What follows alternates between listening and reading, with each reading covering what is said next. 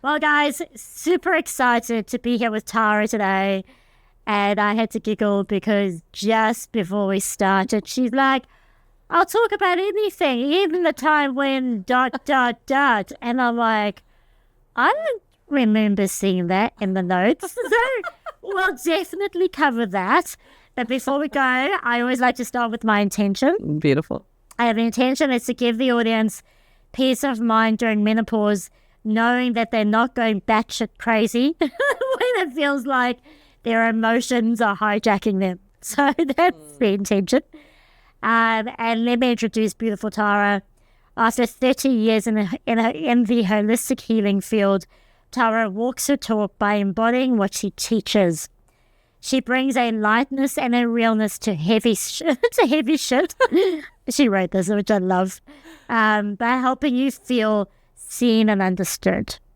She has 30 years of experience in different modalities like aromatherapy, psychotherapy, shamanism, dance, emotional healing, working with plant medicine, tantra, and much, much, much. Oh. So welcome, Tara. Yeah, thank you, Petra. It's really good to be here. Well, the truth bomb you just dropped for me was great. And so tell us a little bit about yourself and your life and whatever you'd like to share about it yourself with us. Oh, geez. Well, I can start from the beginning and maybe speed it up a little. Needed my appendix out. I was experiencing pain in my lower abdomen. I ended up traveling over to Hong Kong. I was stripping at the time. Okay. I was 23. And there was one night, and, I was already into the spiritual field then, and I was practicing astral travel. And my spirit wouldn't let me kind of go further. Kind of felt my spirit was going, okay, you're just a baby here, and I'm not letting you out in Macau. Okay. Wow.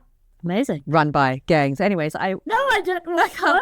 So Macau is a place, is it? So Macau it's a little island off of Hong Kong. Yeah. So I was stripping there. Wow. What inspired you to go there?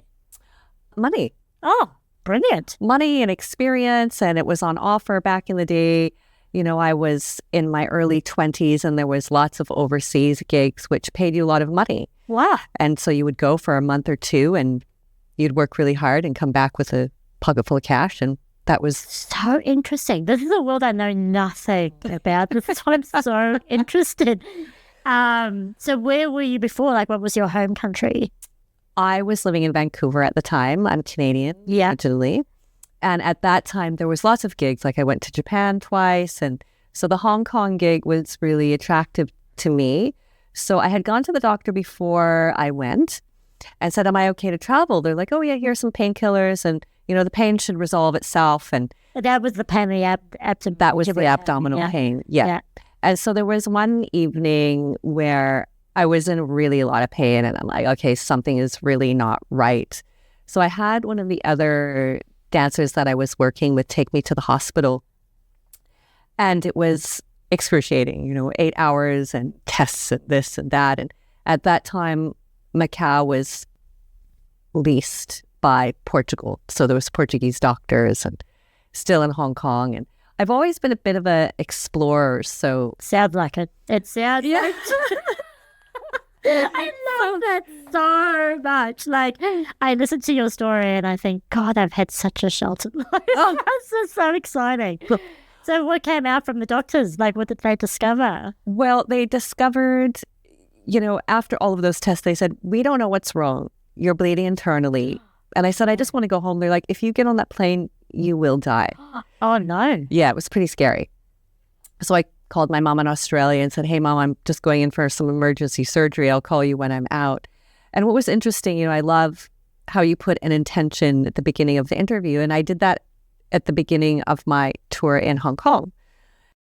Because Vancouver was called Hongcouver, I'm like, hey, why are they like the way they are? Suppressed and repressed and depressed. And I really found out in my hospital stay, it was really like that. And I was crying and upset, and the doctor's like, stop crying. I was like, ugh. So anyway, went into the surgery and woke up out of the surgery, and they said, well, we removed an ovary, because your tube was twisted and your ovary was ruptured and you were internally bleeding. So we had to take it out. And I'm like, okay, great. Gosh, you'd think they'd need permission for something like that. That day, I suppose, it was different. Yeah, and when it was life or death. It's, it's ruptured, I'm bleeding. Yeah, I've got to take it out.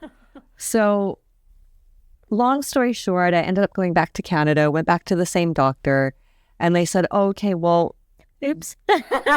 Whoopsie daisy, we misdiagnosed times to say it was appendix or nothing or this.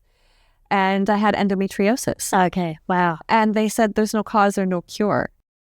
And in that moment, Petra, something woke up in me and I was like, I don't believe you and I'm going to do this. So that's when I started, deep diving into many rabbit holes, and my spirit and my soul just knew it wasn't just a physical thing. It was physical, mental, emotional, and spiritual. So I went down every rabbit hole. I started doing yoga. I changed my diet. I started taking supplements. I went to Chinese medicine. I started doing breath work. I started doing massage. I even snorted cayenne pepper once. How was that for you? Oh my God. That was one of... Oh, that sounds painful. That sounds so sore. It was. So that was one of the rabbit holes that was a dead end. But I was just on this search, I was on this quest. And early childhood experiences, I suffered sexual trauma, and this was something in my womb, and I just knew this was also a place I needed to explore, was my emotional landscape, my physical landscape, my mental landscape, my belief about self. You would think, and there was a part where I was confident as a stripper. Because of the sexual trauma, I had a sense of power of being in control on the stage. But off the stage, let me tell you, it was totally different. I was insecure. I didn't know who I was in my body. I didn't know how to relate with people. And that's where it turned up in my everyday life. So what I find so interesting about that is that you experienced sexual trauma and then you landed up stripping. It's quite interesting how that happened. And from what it sounds to me, in a situation that you may have felt out of control, you sort of positioned yourself into a similar situation where you felt in control. 100%. Is that, that's just really interesting to me. And that so often happens in professions like social work, where people have experienced extreme trauma in certain areas and then they go back into those areas maybe better equipped. It's I just find that quite an interesting dynamic. Oh. For that to happen. And so but then off the stage you felt insecure, and do you think that those feelings and even the trauma, maybe if it was unresolved trauma, resulted in endometriosis? How do you say? Endometriosis. Endometriosis. Well, 100%. Yeah. Right. And it wasn't only my trauma. I later, many, many years later, I found out that my mom was sexually abused and her mom was sexually abused. You're joking. It's generational. So then there's my intergenerational curiosity and how I got into family constellations, one of the modalities. And I found that so interesting because I was the first one to talk about it and the first one to go, I am going to heal this. Wow. And I have a video of me dancing in Japan. And kind of off, it was when the first, beta camera came in. And so we were filming everything. That's right. And funny, right? No, was the beta came before VHS, didn't it? I don't even know. No, I think it was after. Was it after? Because it was a really tiny one. So we had these cameras that were this big and we were like, woo, that's amazing. It's so awesome. I love Blast from the past. Yeah. Go ahead. Yeah. And so I looked at myself then and I was like, oh my God, you poor little thing. I was off the stage. I was really quite angry and really insecure. And I had this big defense up. I certainly was not a happy camper. And, that was the first delving into all things endometriosis and my emotional landscape and physical, mental, and spiritual is why I'm here and why I'm doing what I do. And, with the emotional healing side of things and the embodiment, you would think being a stripper that I would be confident, yet I was numb. Yeah. I wasn't feeling myself. Everything was a performance. I wasn't truly being my authentic self from a place of joy and radiance and connection with self first, right? Yeah, that's such an amazing story. And my childhood was quite tumultuous, and a coping strategy I had equally was this perception that I had my shit together. Like I came across as confident, but really I was being massively passive aggressive because I was so frightened and scared. And so I had, similar to you, like built up this massive wall that sort of was labeled confidence, but that was terror. It was just terror. Absolutely. And so I can totally get that. And I think many of us do that. We put up walls around ourselves and we attach a label to it, but it's just a front, isn't it? It's just fear-based stuff to try and protect ourselves from the hurt that we had in the past. Yeah, 100%. And that's what I found, so not only did the endometriosis wake me up, I also started raving. I loved raving. I raved in the UK a lot. I was the best. I found myself there. Did you? Yeah, I can see that. I found myself there because one, I started to recognize, I also do internal family systems, so IFS, so working with the parts of self that are the protectors and the mask. Yeah. Getting to the vulnerable ones. So working with the MDMA on the dance floor, I could see how I wasn't really in my body. I mean, I could strip in front of 80 men and get nude, no problem. Yeah. But once I was amongst peers, it was totally different story. I was that insecure, not confident, passive-aggressive, in control, rescuer. I had the backpack full of the sprays and the this, with that. Oh, yeah, 100%. 100%. I love that. But what I started to discover with the MDMA was it started to open me up and my energetic body through dance, and I found who I was there. So I love it because I had the total opposite effect with drugs. So I popped MDMA or whatever year it was, when I was living in the UK, and I experimented with coke and stuff, as you do. Yeah. But it always had the exact opposite effect on me. Like I was like lead. I can tell you, I could physically not move. Like everyone was raving around me and I could physically not move. Wow. It was the most interesting thing. Even with I spoke to the brass, my knees would buckle and I'd be on the floor and everyone was laughing and on the high and I was just like lip on the floor. So I realized that drugs were not for me. It's so interesting, the different experiences of it. And I was always quite envious of people who could really enjoy the high of drugs, but I never got that high. It was just interesting. It was a journey. It didn't happen just like that. Yeah. It just, first is the discovery of the parts of recognizing how walled up and masked up I actually was. Yeah. And then being with a peer group where, we were raving together. We were on the journey together of self-discovery and being in that safe container because, when trauma happens in the relational field, you need to heal it in the relational field. Yeah, that's true. Kind of the only way it works. Yeah. So that really woke me up to that part of myself. And then, of course, I got off that train, thank God, because I was like, okay, that's it.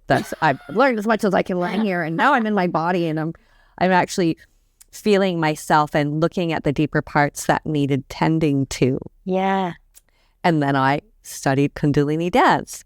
And I recognized, Petra, each moment leads to the next moment in life. And I was like, wow, okay, I was a raver using pingers. And now I'm teaching Kundalini dance, teaching people how to do it naturally. And I was like, aha, okay, cool. This is amazing. I love that. And exactly and what I love about your journey is that you really went on it. You went on it, you embodied it, you experienced it.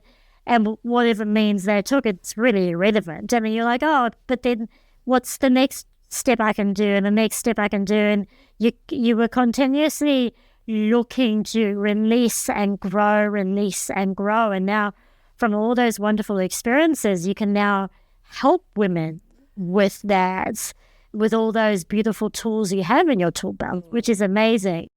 And what I do want to bring it to is menopause, because that's what we said we were going to discuss today. And it's such a relevant subject because I'm turning 48 this month. And the conversations around menopause are really starting to come to me, right? Yes. So I mean, other than a few minor changes, I haven't really experienced much around that space. But I know that emotions can really come up, and those things that we have suppressed for years using whatever strategy it is. I always say mine's chocolate. It certainly is chocolate. And then, but often I've heard this, and I suppose I am experiencing it too, when I can't suppress that shit down anymore, and it's overwhelming, it's confronting, and I'm like, what the fuck do I do here? Yeah. Help us out. What do we do? Like, how, first of all, can you tell us a little bit about, either in your experience or with your clients, how does that manifest? Like, with the emotional stuff that comes up, what does that look like in women's lives? Well, what happened for me, Petra, and I've done a lot of work over the years on myself, and big tool belt of modalities. And what happened to me is, like, because your hormones are dropping, when estrogen and progesterone start to exit the building and they're all over the place, what happens in your brain is there's less to hang on to. Like, so let's say, for example, you're losing energy, you're losing memory, you don't have capacity. Like I had, I'm also late diagnosed ADHD from the trauma. You're a whole mixed bag. I like it. Oh, la la. Like to keep it colorful. I like that. So the ADHD symptoms kind of went, before I didn't really recognize it. I just thought I was an energetic person who liked to do a lot of things. And I'm like, oh no, this is actually an ADHD thing where I'm like this, that, the other thing. Whoa, yes. So what happened in perimenopause, when the energy started to drop, I didn't have the capacity. Then, we're multi-layered beings, as you know. So then the deeper layers of what hadn't yet been metabolized through my body, through the strategies that I'd learned and the healing that I have done, it's second spring. So menopause and perimenopause is like, this is the last and the biggest rite of passage as women for us to truly come into ourselves, to turn all of those little niggly bits and unresolved emotions into pearls of wisdom, where, that's truly it, right? So I can tell you that very few women I've spoken to, when they talk about menopause, they certainly don't see it that way. Like, they're like, oh my God, foggy brain, night sweats, and it's certainly painted in the Western world, and I am generalizing, as the shit thing that you have to either just fight your way through, medicate your way through, suppress your way through, and I certainly don't see it as a rite of passage. And the reason I raise this because I really want to explore that a little bit more. And I have a friend who's a very successful entrepreneur and is going through early menopause, early 40s. And she says to me, I just need to tackle this. I just need to sort this out. I just need to the doctor and just give me a pill so I can just sort this shit out. And I said to her, wow, like that is such a combative way to deal with it. I said, you know how I'm dealing with it? I will deal with it with ease and grace. And she said, wow, like, because her whole thing was she didn't feel in control and she needs to control. And so because she felt like she was spinning out of control, she just grabbed for anything that would help her get back into control. Yeah. And so how do we then shift from, fuck, this is something I really need to just beat to the ground, to, oh, wow, let me look at what's coming up for me right now. Let me resolve that so I can then blossom into my next stage of life.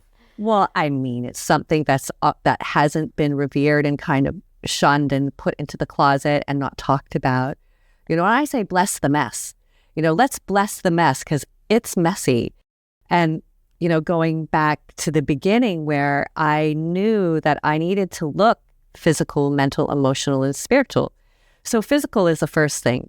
I am on bioidentical hormones, which are helping because I was getting massive headaches and foggy, and I was like, oh, who the fuck am I now? I'm like, I was so confident, which was crazy.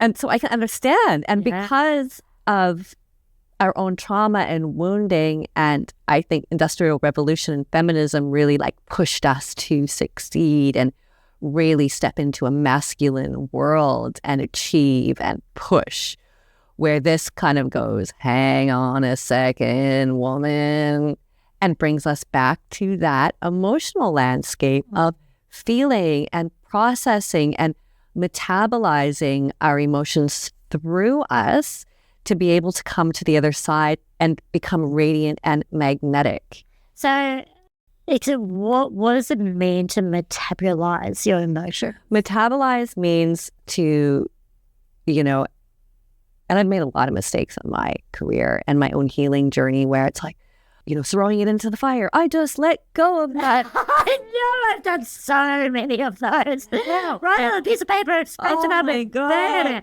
I'm just funny. Toss it into the fire and be gone. Wouldn't that be crazy if it was that easy? You would. I tried 1,000 times. Lots of fires burning with my problems in it. 100%. So what metabolizing means is actually integrating it, being with those parts of the psyche, which includes both the protectors, so the mask we wear, that confident, I'm getting shit done person, to the parts that are hiding behind, which are the vulnerable child, the angry teenager. So being with those parts of the psyche and helping them, when we come into our self energy, that's what they call it in parts work, self energy, the witness, in Eckhart Tolle, or the self-awareness, is we strengthen that part to be able to be with those parts so they can calm down, let go. As women, we are built to feel, to move our emotions, and to process them through us. So metabolizing really means to be able to process them, to feel them, to integrate them, and then receive the wisdom. Yeah, I love that. I'm just, it's so true. It's a feminine quality to feel. And I can't remember if this came up when we first spoke, and I think, but you did touch on it because it has really done some massive damage to both I say the masculine and feminine energies, which does often translate in male and female, doesn't always necessarily have to. But, I remember years ago I interviewed a woman from Scandinavia, which is known to be the most equal country in the world. Like, this is the mecca of meccas, right? And I spoke to her about that, and she said to me, Petra, yes, that's all well and good. It's who can be the better man, she said to me. She said, it's all equal. It's just equal, or who can be the better man. Yeah, right. Right? So, and I was like, wow, that's so interesting. So, and I think it was our fight for equality, we have lost our softness. We have lost our femininity and our ability to feel and to express emotion and just to be in that space and not to run away, not to let it consume us, but also just to learn how to process that through breath work. Is it breath work that you use? How do you help your clients process? Because I'm just thinking, how do I do that? Like, I know breath work could, right, like you can breathe through stuff, but how else can you metabolize so work? Like we were talking about before, because most trauma has happened in the relational field, it needs to happen in relationships. So I have several modalities, so Kundalini dance was one of the first, like get in my body, feel, change my diet, take care of physical self. In perimenopause and menopause, those things will shift and you need to take care of yourself in a different way. I could go out and with a friend and have 3 mains and 2 appetizers, and now it's like, I cannot eat like that. Damn it, Betsy. That's amazing. I wish I could. But so everything's changing, right? The metabolism changing, everything's changing. So how I work with women is I do embodiment. I do working with the vagus nerve, which, vagus system, vagal nerve, nervous system, big buzzword, trauma informed. So what does that even mean? Yeah, what is right? What is the vagal nerve? Vagal nerve is the second biggest nerve in the body. Okay. And the stem is here, and it's our inbuilt fight, flight, freeze, or fawn system. So it's always on. Well, flight, freeze, or fawn. Fawn means like tendon befriend. So I'm going to be friends with my enemy so they don't eat me or. I've never heard of that. Yes, it's a thing. So we all have those. We all have those responses. So how I work is first, how do we build capacity in the body to actually metabolize, integrate, and be with our feelings? Because we're not taught that. So if the vagus nerve is on and you're in that fight, flight, freeze, or fawn, you don't have capacity to take it in and move through it. So when I work with clients, I'm really working in a multi-dimensional way and using the DARE attachment styles, family constellations, dealing with the intergenerational trauma, and the IFS, internal family systems, as a combination. And with that combination, and really allowing people to feel, to be understood, to move through, to know they're not fucked up or broken or, yeah, sure, you can be a mess, but you can get to the other side of that when dealt with in the right way and come, I've seen my clients come in to confidence and just be surprised. They're like, wow, I'm actually not responding like that anymore. I feel more confident. I can walk into a room and not have all those little voices going on like, you're not worthy. I'm good. I've totally got this. Right? So moving through back to the menopause, perimenopause chat, it's being also in the room with other women talking about the same thing. So I think a big thing about being human is knowing you're not broken, normalizing what you're going through where it hasn't been normalized. Yeah. And I'm so grateful that it is now.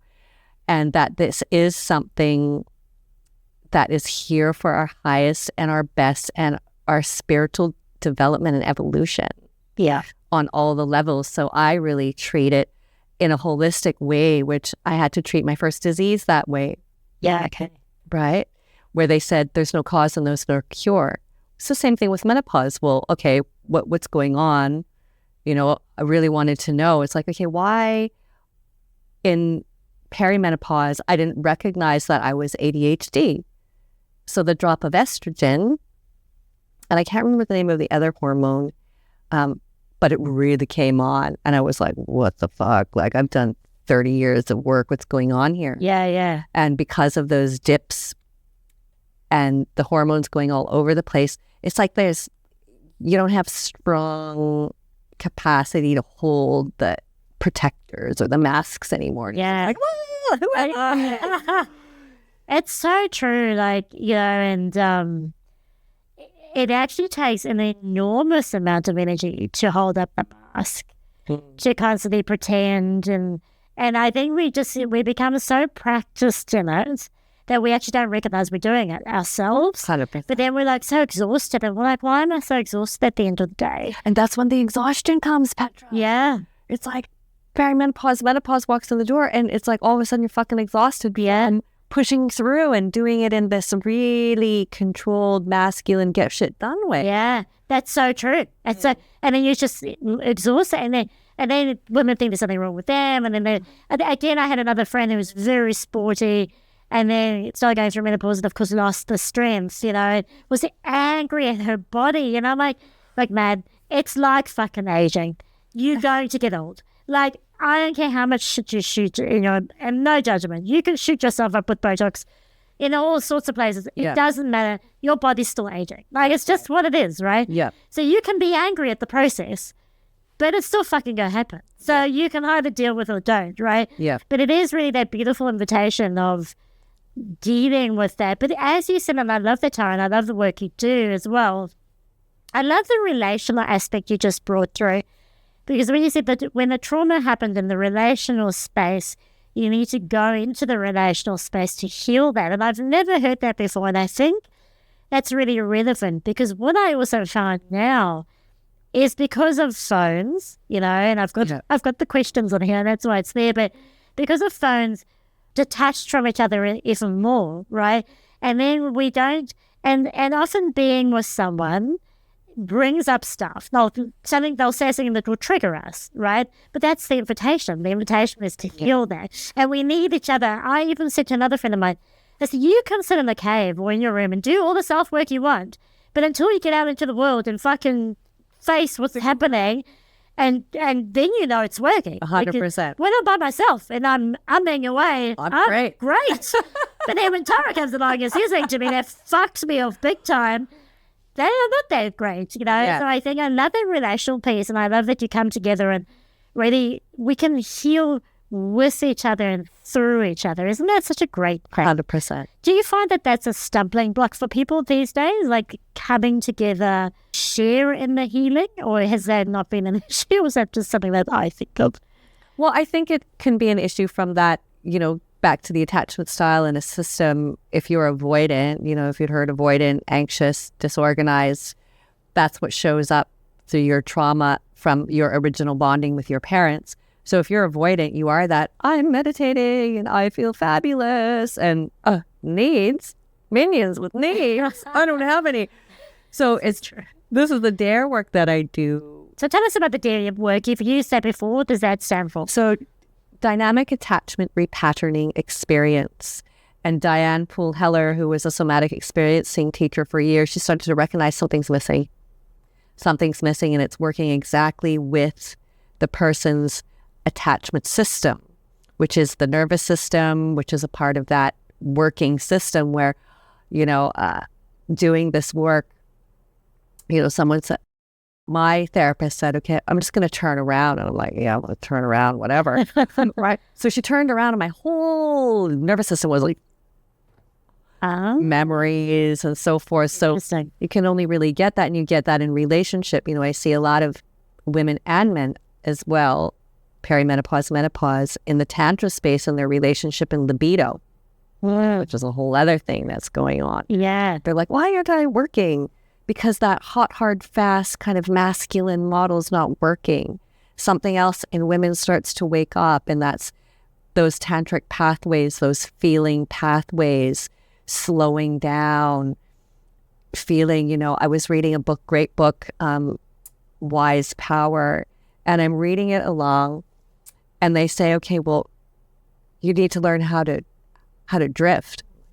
Like, fucking drift. what does that mean? I was like, drift? What do you mean? Like, and the next chapter is like, now you need to learn how to blob. I'm like, drift and blob, like that is interesting. Totally not my style. What is it? But this is the part where you need to go slow. You need to feel all the stuff that you have bypassed from being busy, succeeding, getting things done, having that confident mask on that, meanwhile inside you're like, I'm fucking worthless, is to slow down enough to feel, to be able again to process and metabolize so you can come into this radiance in this phase of life where this is how it is in lots of countries in South America. It's like those women, they walk into a freaking room and they can change the vibration of the room through their sheer presence and their confidence and their self-knowing and their understanding. And because they're given a special seat. You know, everyone knows when you hit 52, everyone carries your bags because you've walked those years, you've integrated those lessons that have turned into this magnetism, this wisdom, this radiance, which I love. Like let's do that. Yeah, it's interesting for me because society, again, like, you know, I interviewed, no, I have to remember who it was, so please, if I say the wrong name, please forgive me. I think it was Shafe, and we were talking, he talked about the nervous system. He had a chronic illness. Yes. And then he healed his nervous system through meditation, right?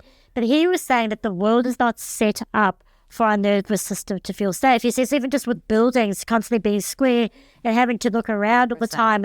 But then, so societally, like, and even my point is, in our society, in our Western society, we don't value the aging process. We don't see it as a passage to wisdom. We don't. Where in the Eastern philosophy it is, like, you know, it's a passage through to wisdom. And also, what also comes up now is we're living longer and longer, right? So back in the day when you turned 50, you died at 60, right? Like, that's why people retired. But now we're living longer and longer. So it's also, I think, really important to understand the environmental impact, or what impact the environment and the belief systems around what we're experiencing have on us. And to be really conscious of that, and then to not measure what we're going through by what society says about it, to understand that it's a rite of passage. Am I making sense there? 100%. And well, this is part of the work too that I share. And when I do women's mentoring, I'm going to launch a perimenopause, menopause one in 2026, because that group container, first of all, and then the longevity to change the hidden and the not so hidden, where youth is revered. It's like, oh, it must be youthful forever. Is we're really breaking that down by coming together and having that continuity of doing practice together, discussion together, learning together, doing ritual together. Ritual is a massive thing that we've lost. I mean, what's the fucking ritual like? Yeah, or phone, or like, I always the phone. I have a real thing about phone, right? Like, we distract ourselves so much with phone these days. Yeah. It's not alcohol, it might be alcohol, but I think the phone's still the worst because it fucks up everything. Everything. Well, because then you're seeking for your dopamine, which should be coming through connection in the freaking bloody box. Yeah, that's amazing. Yeah. So I love that ritual's really important. Anything else you want to talk about there? Like you work through ritual and longevity with the women. Because I really love that. I genuinely love that. I think having a safe space just to be. Yeah, and it's building our resources, Petra. So another big love of mine is I'm a moon dancer, which is... What's the moon dance? So that's a big story about... So I'm originally Canadian and I have Native American blood. So it's a Native American tradition where you return to the earth, where you're doing practices, where you're learning reciprocity, how to build your relationship with nature. Like, who doesn't feel better when they go for a walk? Yeah. So I teach people how to take that a step deeper, to become really conscious of your environment. Where am I spending it? And how do I build a relationship with Mother Nature and the sky and this big ball of fire, and getting, they say everyone's like, get grounded, get your feet on the earth. Like, it's a thing. Oh, totally. Oh, yeah. So bringing in daily ritual and practices to really change the neural pathway and to help the nervous system go, okay, I am safe. I can open to receiving life's goodness and richness, and I can also share my own in this place. With ritual, we are creating meaning in our life. Through the ritual, it's like we're not just creating moments, we're creating deep, rich meaning, interweaving it together, where there's meaning in these moments. So stop fleeting surface bullshit anymore. It's like, oh, I can really be myself. I can speak my truth. I can delve into my emotional. I always call it, our ancestors worked their butts off. They didn't have cars. They didn't have a shop. They didn't have, they were done washing like this, digging their vegetables, so we carry that resilience and that strength. So we can have that resilience and strength to excavate our emotional landscape. So we can really start to bloom and to blossom into who we're meant to be and enjoy the richness of life instead of doing it in this fast consumer way. I love that. And so now that I'm talking to you and it's sort of coming, so I am quite emotional. Like, I have noticed that. So then I'll read something. Even today I read an email, and I was at the shops and I started crying. Aww. But it's not. No, it was just like, but that's me now. Before, I would have been so embarrassed about it. I would have wiped that away. I would have, cry. I don't know. I hope no one sees me crying. But now I was just like, wow, just feel the emotion. And if anyone asks you and asks you if you're okay, you just say, hey, I'm just allowing myself to feel emotion. And it's only now that I'm talking to you, that only happened this morning, because I promise you, I would have suppressed that shit. I would have pep talked myself up out of that situation. situation. But even today, I was just like, well, just allow yourself to feel that emotion. And I think that's what you were talking about, the metabolizing of it. Just let it to feel it, let it pass, and then just come through you, and just feel it. And that was the first time, I swear, the first time in like forever that I've allowed myself to do that. It's now that it's funny because I set that intention yesterday when I was preparing for this interview. And just from that pure intention, I think it's just given me the permission to feel. Yeah. And I think when you say, come into your own, feel the joy, I just want to contextualize that for women because it doesn't have to be. Because I think sometimes when I hear that, Tara, I think the heavens should open and the sun should shine on me and I should feel comfortable running around naked. That's just my weird imagery. Really, it can just be as simple as allowing yourself to feel 100%. and to express that emotion. Yeah. Just like there were just tears coming down my face, and just to express that and feel that and not be concerned about what other people think about that. And that's metabolizing too. It's so cool. I love that. We're built for that, right? And that's where we go to the Tantra side. It's like we're built to feel and to process and to move and get to the other side.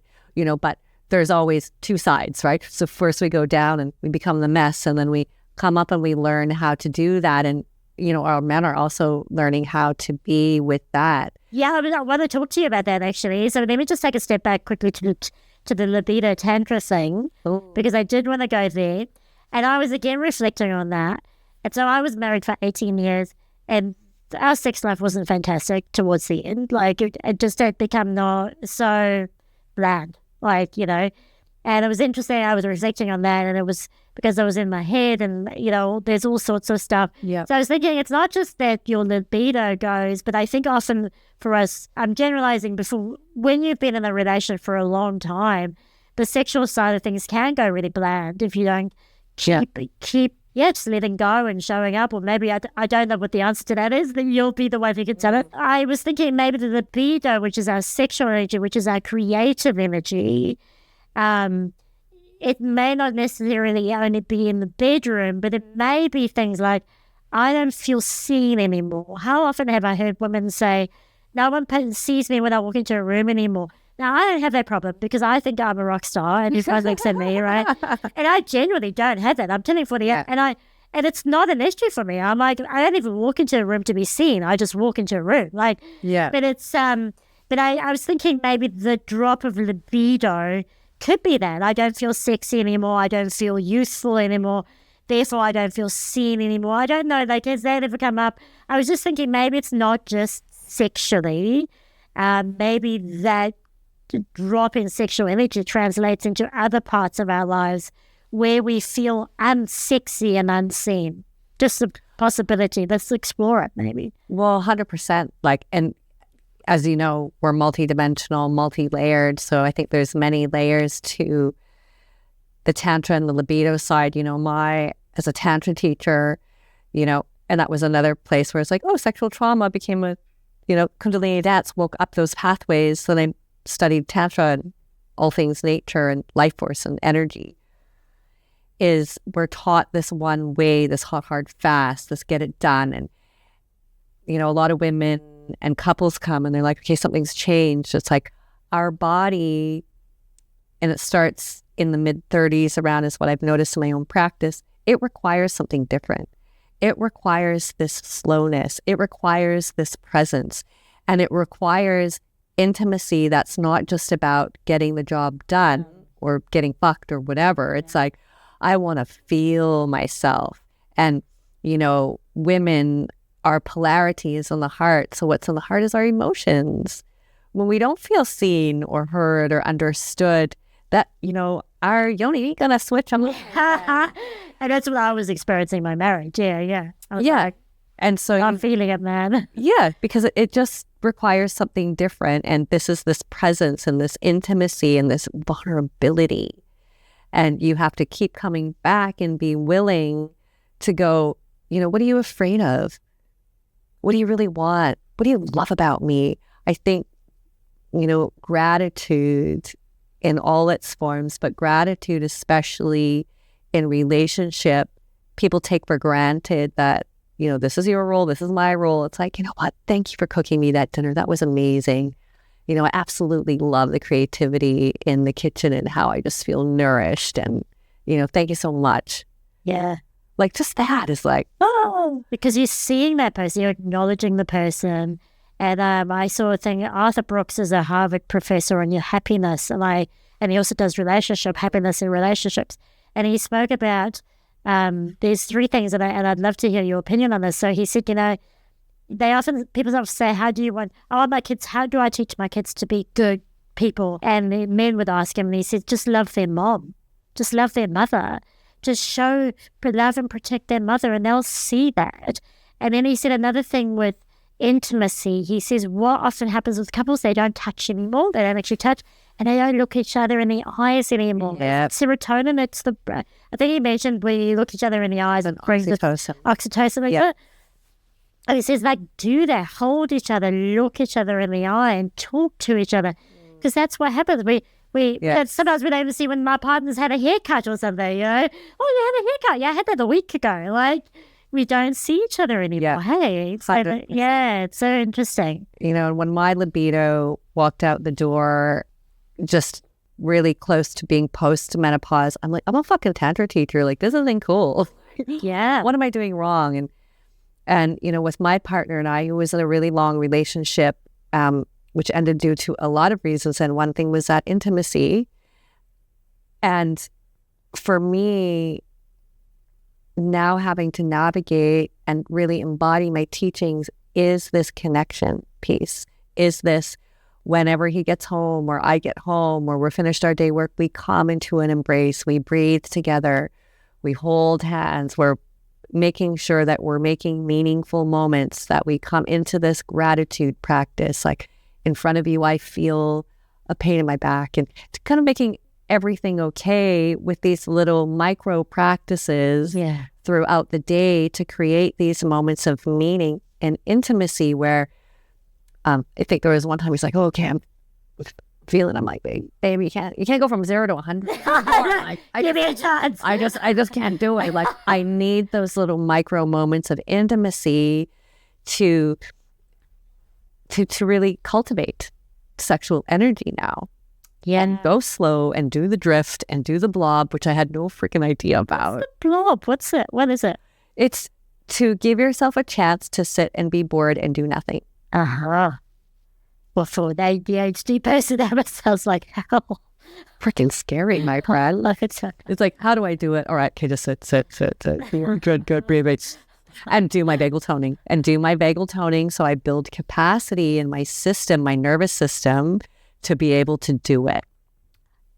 Wow, I just love it. That's so beautiful. And, you know, if you don't, and this is why your teachings, again, are so powerful, because if you don't know what to do, you don't know what to do. And then you turn to mainstream crap that just tells you the biggest set of bullshit. Like, just do it, or get your nails done and you'll feel fine. Like, oh, yeah. Yeah, great. Or just like, the more you do it, the better you'll feel. No. That's not how it works. Yeah. So really getting the right information. And this is why I do this podcast. 100%. To give people the right knowledge to make better choices. Yeah.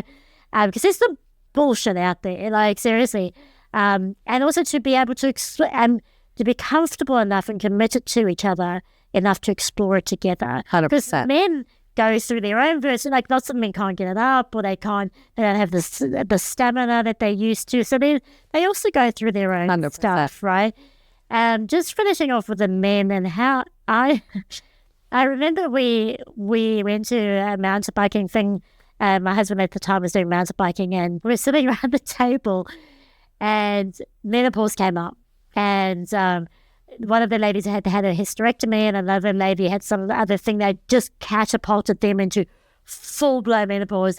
And it was freaky, right? Yeah. For them, but their partners were just like, wow, I don't know what the fuck's going on. And I don't know how to help you, because, you know, men want to solve the problem, right? Yeah.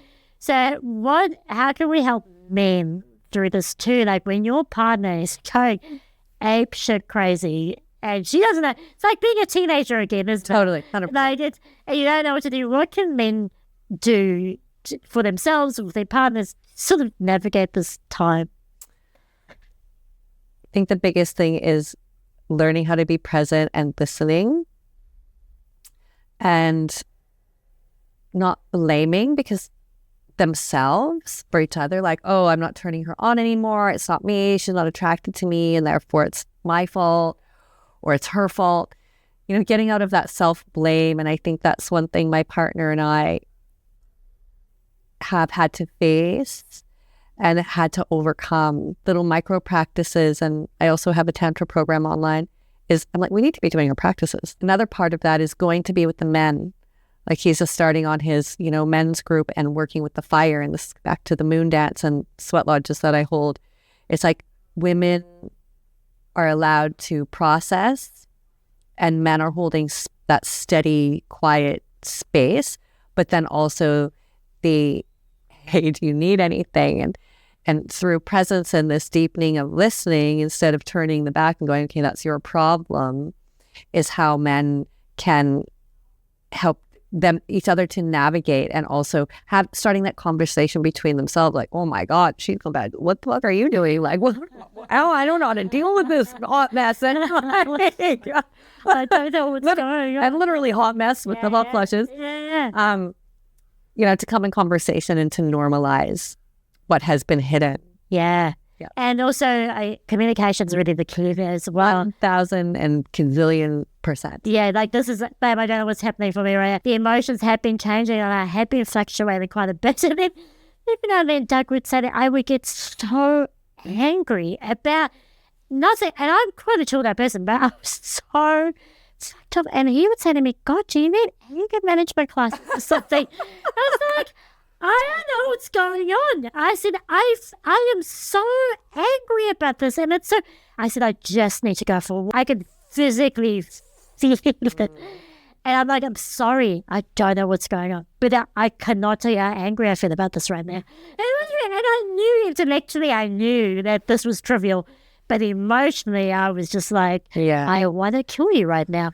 Yeah. It's right. Often when that happens, Petra, it's not usually the little small thing. It's something else that's been building in the background. Okay. And through lack of communication, not even knowing what it was or how to express the initial need in the first place, this is why the learning ways to communicate, which we really have to practice, to know each other, to want to know our manuals, to want to know, okay, what attachment system am I? It's like, who's willing to unpack my bag? So, my partner and I have been through those, as all couples do, like, okay, this is a make or break. And it's like, well, I'm either going to unpack my bags here or I'm going to unpack them somewhere else. Yeah. So, finding that willingness to learn new things, to start to understand each other, and to have that presence together. Yeah. Both separately and together. Like, women need to go be with the women, men need to go be with the men, and then we need to come together and put those little micro practices and the things that we've learned into the everyday, and it is every day. Yeah, I love that. What I'm feeling right now, what I'm sensing right now is a real lightness about it. I think just because the menopause, when it's spoken about, is so heavy, but what you have just shared through the different practices, definitely through different practices and different modalities, and to learn to understand yourself again, and then when you can come from that place of wholeness, you can be whole for your partner. And sometimes you develop wholeness together. You don't always have to be perfect, right, for each other. But I just feel a real sense of lightness there, and I think just that I sense that when we come and we do these amazing practices that you talk about, those micro practices, which is so easy to do. You just break it down. It doesn't always have to be this big, oh my God, therapy. Too overwhelming. But, therapy is also a thing too. Yeah, that's great. But it can be micro. It doesn't have to be 100%. Saying. And so, I think that's really encouraging. And what I also really love about what you said is it's not about discovering who I am. For me, it's about letting go of everything that's stopping me from being who I am. Yeah. And I grow. Like, who I was yesterday is not who I am today. Who I was 5 years ago is not who I am today. So it is really about exploring where I'm at now and where do I want to be or who do I want to be and how can I do that? And I think because often people say, find yourself. And I see that a little bit different because I'm here. Like, I'm here. Under the rock, under the bonus. But it's not about that. It's really about understanding where I'm at and then going, where do I want to be? Who do I want to be? What do I want my relationship to be? And then what do I need to do? Who do I need to be to make that happen? And that's a different start to me. I think there's a misunderstanding when it's find yourself. You're not lost. You're right here. Yeah. Right? Yeah. And to really be present with yourself is how you find yourself. 100%. Right? Because you're nowhere. Yeah. You're here. Yeah. Yeah. So that's really what I just wanted to clarify around that. Yeah. Is there anything else you would like to share before we wrap up? I think, and just following on from what you just said, it's like finding yourself and then who am I in relationship? Yeah. And how can I deepen in this connection and this communication and this understanding of myself and you so we can grow together? Because, we are on this evolutionary path of consciousness evolving itself in a planet of human beings. Yeah. So it's, the self-work, the partner work, and then the group work coming into the wider field, coming back into that community and really making meaning out of these moments because everyone just wants to belong. Yeah. We want a sense of belonging to a tribe, a community. And, that's also what my partner and I do together is building community through the Red Roads, the Native American teachings, the Sweat Lodge, the teepee meetings, coming together that way. And also the group, the family constellations and the Kundalini dance and the Tantra and all of the other things is that group field now. Yeah. And that relational field, right? Because we're all blossoming and growing. And just like this conversation is like, oh, yeah. It's quite funny because I am interviewing Tara's partner after this. So I am super keen because actually he was going to sit in. Well, I invited him to sit in on this interview and he chose to not do that, which I think is actually really lovely because it will be nice to interview him and to get his male perspective on what he does. And I haven't interviewed couples like this before. So I have interviewed couples, but not differently. I'm really intrigued to see how I'm always interested in the masculine and feminine perspective and the difference. And I just say this again, but you mentioned the masculine's role is to hold a container for the feminine to feel safe. And the woman then in turn admires her masculine. But I'm interested to hear about his perspective on that. Me too. You'll have to watch that interview, Tara. I have so enjoyed this interview. Thank you so much. Me too. Thank for you. sharing your wisdom and for just giving us a whole new perspective on menopause, perimenopause, the emotional side of things, and what's actually happening. Like, what the fuck is going on? Yeah. And then also giving us a solution to help us metabolize those emotions so we can then come through that and experience joy and aliveness and zest. So I really appreciate your time today. Well, thanks so much, Petra. It's been an absolute pleasure. I love your vibrancy and your enthusiasm for life. And, that's what it's all about. It's contagious, right? It's contagious. Yeah. Look at us. We like stroking each other. Now's the time to get naked, but we're turning the camera off for that. Thanks, Tara. Thanks, Petra.